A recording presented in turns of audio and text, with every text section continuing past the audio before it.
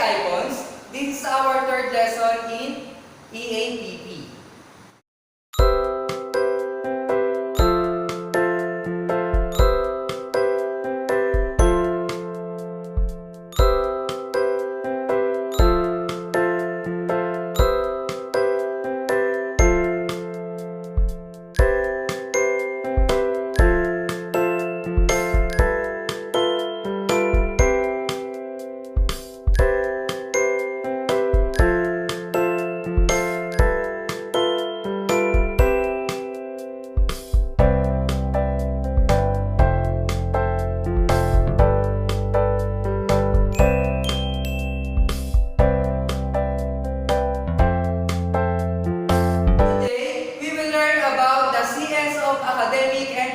Communications. Ano ba yung CS? Hindi po yung cesarean. So, it called CS because it all starts with letter C. All 7 principles starting with letter C. That's why called 7 CS of communication. But first, let me know what is communication before we start. Communication, it is a process of exchanging ideas, thought, knowledge, and information such that the purpose or intention is fulfilled in the best possible manner. How about the CS of communication? So, CS of communication or CS of academic and professional communication is about how to be effective in communication. So, dito po natin malalaman or makikita ang ano ba yung mga gamit nito upang maging epektibo sa pakikipag-usap or pakikipag-komunikasyon. In communication, we have a 7 CS. And the 7 CS helps to communicate effectively. What is 7 CS? This is a correctness, a clarity, conciseness, consideration, concreteness, courtesy, and finally the completeness. Let's start. Let's start in correctness. So what is correctness? The correctness is different meaning depending on medium of communication used.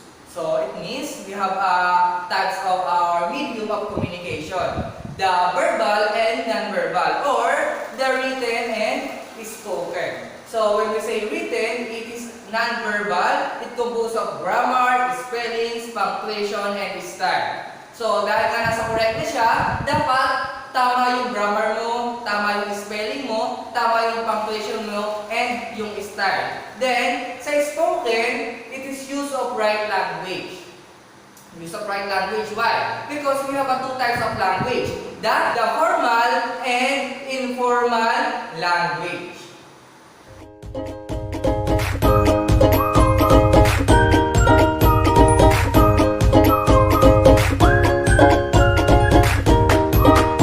So the next one is clarity. When we say clarity, it completely implies all of the information, specific messages, and also a goal. So it will not focus and concentrate on something one. Instead, focusing on a direct information and messages, but completely and clear. Again, completely and clear, because it is clarity. You need to complete and also to be clear. Here, you need to avoid using cliches, hackneyed phrases, and also jargons.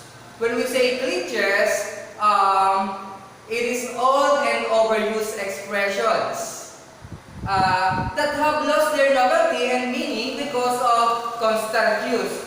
You need to know how to coin new words or expressions to bring more about exciting and meaningful composition. Cliches, it is also used an idioms. So what is idioms? When we say idiom, it is a figure of speech like simile, metaphor, personification, hyperbole. So this is a figure of speech. So you need to avoid that. Next, the hackneyed phrases. How about hackneyed phrases? What is hackneyed phrases? When we say hackneyed phrases, it is is similar on cliches, but here it is boring and stereotype. Although it is old and considered as old expressions, but it is boring and stereotype. So, when we say hackneyed phrases, ito yung nagpapahaba sa sinasabi mo. Hindi ba sa mga beauty contest, pag tinatanong na pag nasa part na ng question and answer portion, bago sumagot yung ibang candidates ay nag-thank you muna sila. Ang sinasabi nila, thank you for that wonderful question. Here, so yun po ang isang halimbawa na hackneyed phrases. Exactly, yun po yung pinaka-halimbawa niya. Kasi po, yun po yung nagpapahaba na sasabihin mo, ngunit wala naman siyang meaning o kaya naman natuturing na natin itong boring. Kasi po, lagi na naririnig o kaya naman parang wala naman siyang saysay.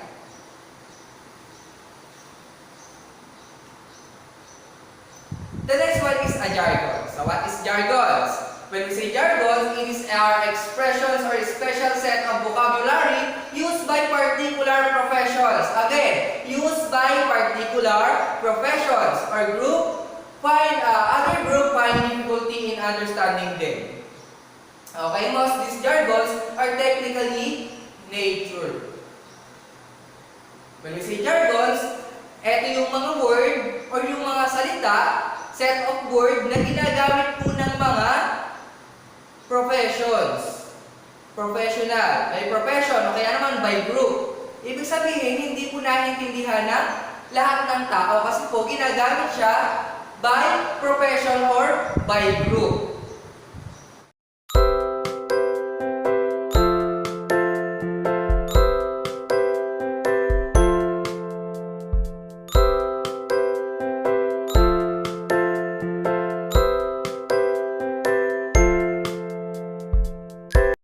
The next one is conciseness. What is conciseness? So, it is the extent to which a piece of writing communicates clear information in a few words as possible. Again, in a few words as possible, but concise. So here, you need to concise information, but it is clear and complete.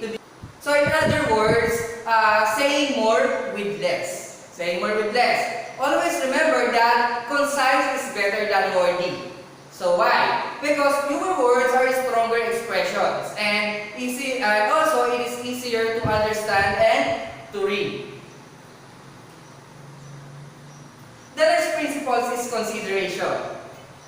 What is consideration? It implies stepping into shoes of others. Again, it implies stepping into shoes of others. So in other words, always try to put yourself in their place. Imagine and thinking the way of others, think to step into someone's shoe to understand what the person thinks and what from us. So, itry mo na ilagay yung sarili mo sa kalagayan ng kausap mo para maintindihan mo or padali mo malaman kung ano ba yung gusto niya sabihin sa'yo. So, this is the time where we will never be able to go wrong. Because here, we are actually trying to be someone else. Again, we are actually trying to be someone else. Sa consideration. So, we are trying to understand the facts and matters not the way we want, but the way that other wants. So, effective communication must take the audience into consideration. The next one is concreteness. What is concreteness? So, now, when we concrete, immediately understand that we're talking about something like a wall which is very concrete and no one can shake it, no one can move it, and also break it. So, this is what we mean by concreteness. So, even in our communication sense, so being definite or vivid or completely specific rather than being real. It really leads to concreteness to the messages. We need to be definite and specific about our communication.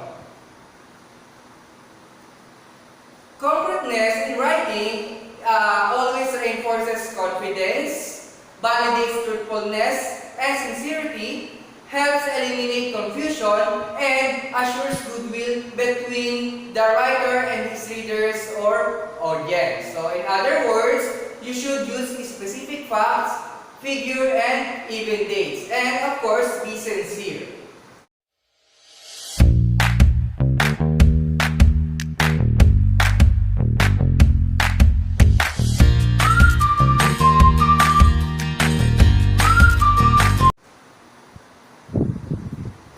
The next principle is courtesy. Of course, with consideration, courtesy comes hand in hand when you are considered about the person. So you are courteous to that person also. Courtesy in messages implies the message should show the sender's expressions as well as should respect the receiver. So here, we have talking about the true mutual understanding between the receiver and the sender. Sometimes, courteous and polite showed after understand the emotions, the problems, the issues, and then coming to a consideration of communications. And now, you're more precise of what really is the requirement because you know the emotions, you know the problem, you know the issues. Here, when you put up your messages, you need to be put up in a very polite and in a courteous way. So, polite, duty, and reflective, and something that reflects your attitude or your personality towards in that persons, which will give a clear mindset. Through that persons, that talking to someone sensible, and then you have to also sound enthusiastic because only being considerate would not work. So enthusiasm is very amazing and important. So when we talk about courtesy, to be courteous in communication, always use a magic word. So we have a magic word. What is this?